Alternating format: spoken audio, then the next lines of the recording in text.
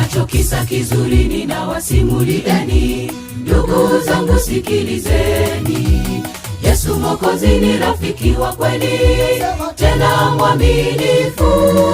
Aliacha enzi na utukufu juu mbinguni, akaja duniani kwa ajili yangu mimi nawe. Ninacho kisa kizuri ninawasimulieni, ndugu zangu sikilizeni. Yesu Mwokozi ni rafiki wa kweli, tena mwaminifu. Aliacha enzi na utukufu juu mbinguni, akaja duniani kwa ajili yangu mimi nawe.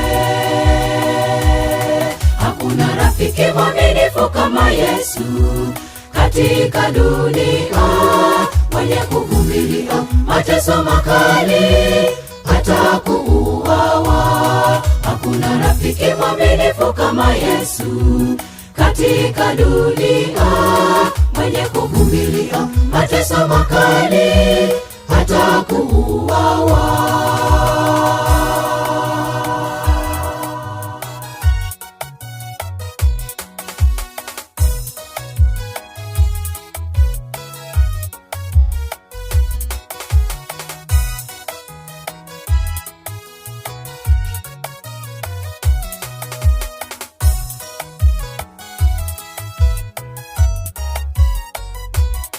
Ninacho kisa kizuri ninawasimulieni, rafiki zangu sikilizeni. Msiwe wanafiki kama Yuda, alitembea na Yesu ndani ya miaka mitatu wakiwa marafiki, wakila meza moja. Alimsaliti Yesu. Ninacho kisa kizuri ninawasimulieni, rafiki zangu sikilizeni.